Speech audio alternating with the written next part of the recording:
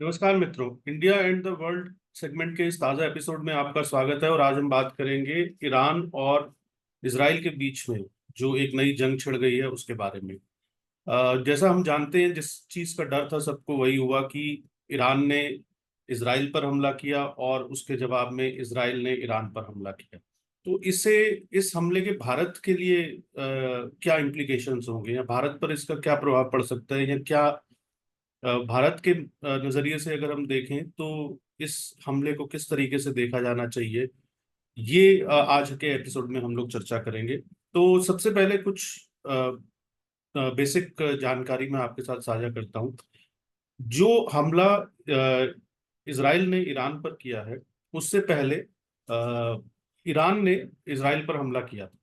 और ईरान ने इसराइल पर हमला इसलिए किया था क्योंकि 1 अप्रैल को, इस साल 1 अप्रैल को, सीरिया के दमिश्क नामक शहर में इसराइल ने जो कुछ मिसाइल्स दागी थी, जो जाकर जो ईरान का वहाँ कॉन्सुलेट है या ईरान का जो राजनयिक कार्यालय था, वहां पर उन मिसाइल्स ने हिट किया। और उन मिसाइल्स के हिट करने से वहां पर एक ईरानियन रेवोल्यूशनरी गार्ड, जो ईरान की एक बड़ी सैन्य संस्था है, उसके एक सीनियर कमांडर जो है उस हमले में मारे गए। और इसके अलावा लगभग आधा दर्जन जो ईरान के राजनयिक अधिकारी हैं वो भी मारे गए।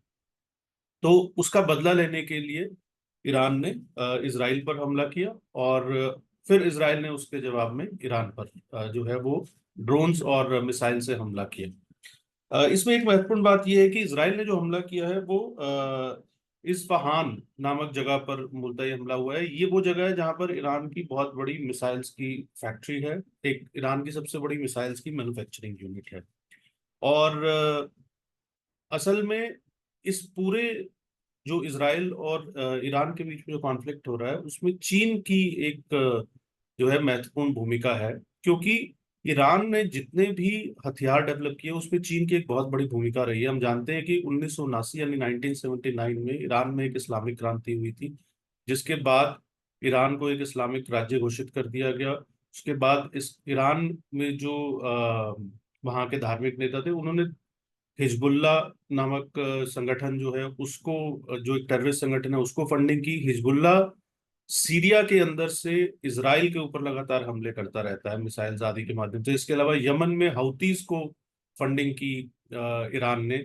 और वो हouthi जो है वो भी अभी जो इसराइल और जो हमास का जो युद्ध चल रहा है आपस में, और इसराइल की जो कार्रवाई चल रही है गाजा के अंदर, तो उसे लेकर हाउतीज भी जो है वो एक तरीके से रेड सी के अंदर जो है वो लगातार अटैक कर रहे हैं अमेरिका और इसराइल से जो जुड़े हुए शिप्स हैं उनके ऊपर।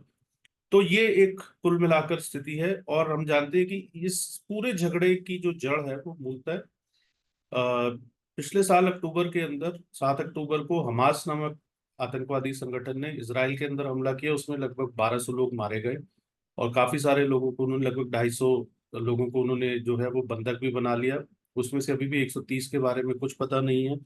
और उसके बाद गाजा में, जहां से कि हमास के जो टेररिस्ट है वो इसराइल में घुसे थे इस हमले को करने के लिए, तो गाजा के ऊपर एक काउंटर ऑफेंसिव किया इसराइल ने। उस काउंटर ऑफेंसिव के दौरान हिजबुल्ला ने हमले किए हैं इसराइल के ऊपर। और इसके अलावा ये माना जा रहा है कि हमास की भी जो फंडिंग हुई थी उसमें ईरान का एक बहुत बड़ा हाथ रहा था।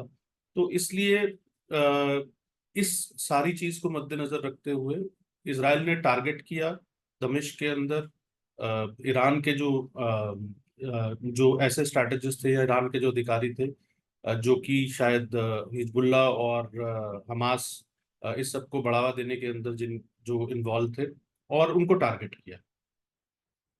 अब इसके बाद जैसे मैंने आपको बताया कि ईरान ने जो हमला किया, इसमें एक जो दिलचस्प बात है वो ये है कि ये जो हमला किया ईरान ने, उन्होंने उस हमले के, अगर आप डेटा देखेंगे तो बड़ा इंटरेस्टिंग डेटा है कि उनको जितने भी उन्होंने 170 ड्रोन्स उन्होंने भेजे थे, सारे के सारे ड्रोन इसराइल ने इंटरसेप्ट कर लिए।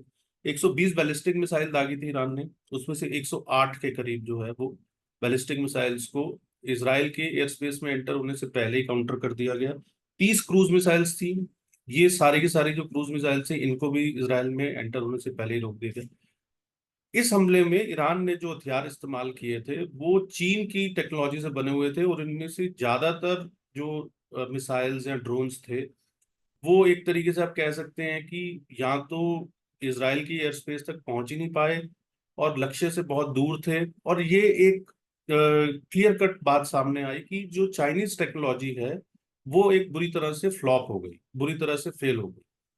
वैसे जो चीन की तरफ से जो 1980s में 1980 के दशक में ईरान को डिफेंस का जो सारा सामान, जो हथियार देने शुरू हुए थे, कुछ समय बाद ईरान को उसकी क्वालिटी पर भी संदेह हुआ, और लगभग तब से लेके अब तक लगातार ईरान इन सारे जो चीन से हथियार ले रहे हैं उसमें उसने काफी कटौती कर दी है। लेकिन अभी भी ईरान का जो मूल जिसको आप कह सकते हैं जो डिफेंस इंडस्ट्री है उसमें चाइनीज टेक्नोलॉजी का बड़े तौर पर इस्तेमाल किया जाता है। और इस जंग के दौरान ये बात साबित हो गई कि चीन की टेक्नोलॉजी जो है वो एक तरीके से सुपर फ्लॉप साबित हुई है। तो ये एक बड़ा टेक अवे है भारत के लिए भी कि चीन का जो दबदबा या चीन की बड़ी आर्मी और डिफेंस इक्विपमेंट्स का दिखता है तो वो शायद उतना इफेक्टिव नहीं है, और उनकी टेक्नोलॉजी जो है वो शायद काफी उस टेक्नोलॉजी के साथ दिक्कतें हैं।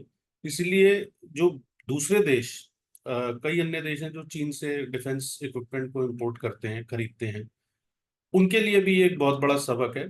और एक तो जो है ये प्रभाव है कि चीन की टेक्नोलॉजी जो है वो सुपर फ्लॉप साबित हुई है। दूसरा, अ, एक और महत्वपूर्ण बात यह है कि ईरान के एक्टिवली जो है इस कॉन्फ्लिक्ट में आने के बाद, एक सक्रिय रूप से इस जंग में उतरने के बाद, अब चीन की भूमिका और महत्वपूर्ण हो जाती है, क्योंकि चीन पहले भी पूरी दुनिया में चीन, रूस और ईरान, ये इन तीन शक्तियों का एक, जिसको आप कहते हैं कि गठजोड़ बना हुआ है, जो अमेरिका और नाटो के खिलाफ एक तरीके से सक्रिय है। तो ये आमने सामने है दोनों के दोनों गठजोड़। और अब ये जो कॉन्फ्लिक्ट चल रहा है उस कॉन्फ्लिक्ट को खत्म करने के लिए उसमें जो है अगर ईरान को रोकना है तो चीन की भूमिका महत्वपूर्ण हो जाएगी। तो चीन से जो है ये एक उम्मीद की जा रही है कि वो इस कॉन्फ्लिक्ट को बढ़ने ना दे और इसके लिए इंटरवीन करे और ईरान के साथ बात करे। तो चीन की एक महत्वपूर्ण भूमिका मीडिएटर के तौर पर हो सकती है। लेकिन जैसा चीन का रिकॉर्ड रहा है तो संभावना इस बात की कम है कि वो इस संघर्ष को समाप्त करने का प्रयास करें। शायद उनका प्रयास यही रहेगा कि ये संघर्ष जो है और ज्यादा एस्केलेट हो जाए, क्योंकि ये जो संघर्ष एस्केलेट होगा उससे जो एक तो चीन का जो सामान है उसकी डिमांड भी बढ़ेगी, जो उसका डिफेंस इक्विपमेंट है। दूसरा, चीन के साथ एक जो जो अमेरिका है, जो कि चीन का एक आप कह सकते हैं कि प्रतिद्वंदी चीन उसे मानता है, और दोनों के बीच में 36 का आंकड़ा है, और अमेरिका इसराइल को बैक कर रहा है। तो अमेरिका पर भी इस बात का जो है वो प्रभाव पड़ेगा अगर ये एस्केलेट होती है तो। और इसके अलावा भारत के लिए एक और इम्प्लीकेशन इसका ये है कि तेल की कीमतों में अगर ये संघर्ष और इसी तरीके से बढ़ता रहा तो तेल की कीमतों में काफी उछाल आ सकता है, और जिससे भारत का तेल का आयात का बिल काफी बढ़ सकता है, और इससे भारत में थोड़ा महंगाई पर भी असर पड़ सकता है, भारतीय अर्थव्यवस्था पर भी असर पड़ सकता है। हालांकि भारत ने रूस और इसके अलावा वेनेजुएला ऐसे कई देशों के साथ जो है वो भारत ने एक्सप्लोर किया इस चीज को कि किस तरीके से वहां से जो है सस्ता तेल लिया जा सकता है। तो वैकल्पिक व्यवस्था भारत ने की है, पर अगर मान लीजिए कुल मिलाकर पूरी दुनिया की अर्थव्यवस्था पर इसका प्रभाव पड़ता है तो भारत पर भी इसका प्रभाव पड़ना बड़ा स्वाभाविक है। तो इसराइल और ईरान के इस संघर्ष में अभी तक फिलहाल ये लग रहा है कि अ, आगे अगला जो चरण होगा उसमें अभी दोनों देशों की तरफ से कोई ऐसी घोषणा नहीं की गई है कि वह काउंटर अटैक करेंगे। और इसके अलावा एक और जो चिंता की बात है वो ये है कि ईरान ने एक ईरान के जो नेता हैं उन्होंने ये कहा है कि ईरान की जो न्यूक्लियर डॉक्ट्रिन है उसको वो लोग रिव्यू करेंगे। पहले ईरान का ये कहना था कि वो शांतिपूर्ण जो उसका लक्ष्य है उसके लिए अपना न्यूक्लियर प्रोग्राम चला रहा है, लेकिन इस कॉन्फ्लिक्ट के मद्देनजर ईरान की जो न्यूक्लियर कैपेबिलिटीज हैं वो हमें मालूम है कि ईरान के पास न्यूक्लियर कैपेबिलिटीज हैं, और इसी वजह से उसके ऊपर उन्होंने कई नियम कायदे तोड़कर ये न्यूक्लियर कैपेबिलिटीज बनाई है। तो इसकी कारण उनके ऊपर एक जो है इंटरनेशनल सैंक्शंस भी लगे हुए हैं। तो ये एक थोड़ी सी भी अगर स्थिति ज्यादा बिगड़ी तो एक कह सकते हैं हम न्यूक्लियर वॉर का खतरा भी मंडरा सकता है, क्योंकि इसराइल जो है उसके पास भी न्यूक्लियर वेपन्स हैं। और फिर अमेरिका ने भी ये कहा है कि वो किसी भी हालत में इसराइल को प्रोटेक्ट करेगा। तो उम्मीद ये करनी चाहिए कि ये कॉन्फ्लिक्ट नहीं बढ़ेगा। दुनिया के कई प्रमुख देश इस कॉन्फ्लिक्ट को, इसराइल और ईरान की जंग को यहीं पर समाप्त करने का प्रयास करवा रहे हैं। इस बीच में इसराइल का गाजा के अंदर जो है वो अभियान जारी है। तो कुल मिलाकर अभी फिलहाल इसराइल और ईरान की जंग की ये स्थिति है, और हम स्थिति पर नजर बनाए रखेंगे, और जो भी अपडेट्स होंगे आपके साथ साझा करते रहेंगे।